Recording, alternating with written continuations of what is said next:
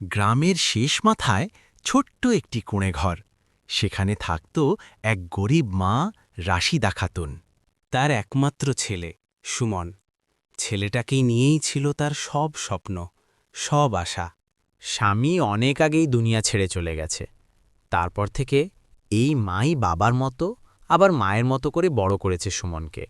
প্রতিদিন ভোরে উঠেই রাশিদা খাতুন অন্যের বাড়িতে কাজ করতে যেত। কখনো বাসন মাজত, কখনো ঝাড়ু দিত, কিন্তু নিজের জন্য কিছু রাখত না। সবটুকু জমিয়ে রাখত ছেলের পড়াশোনার জন্য। সুমন একদিন বলল, মা, তুমি খাও না কেন? হেসে বলল, আমি খেয়ে নিয়েছি বাবা, তুমি খাও। কিন্তু সত্যটা ছিল, তার পেটে তখন শুধু পানি। সময় গড়াল, সুমন বড় হল, শহরে পড়তে গেল।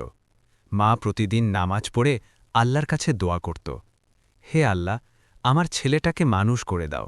কয়েক বছর পর সুমন বড় চাকরি পেল, কিন্তু ধীরে ধীরে সে মাকে ভুলে যেতে শুরু করল। ফোন করা কমে গেল, খোঁজ নেওয়াও বন্ধ হয়ে গেল। একদিন গ্রামের এক লোক শহরে গিয়ে সুমনের সাথে দেখা করল।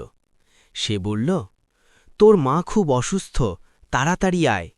সে দৌড়ে গ্রামে ফিরল। ঘরে ঢুকেই দেখল, তার মা বিছানায় শুয়ে আছে, খুব দুর্বল।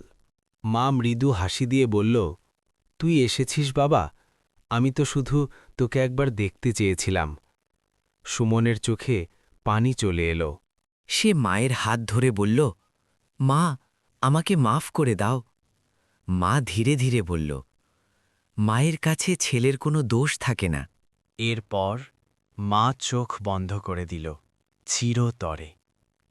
সেদিন সুমন বুঝল, দুনিয়ার সবচেয়ে বড় সম্পদ ছিল তার মা, আর সে সেটাকেই হারিয়ে ফেলেছে। মা বাবা আমাদের জীবনের সবচেয়ে বড় নিয়ামত।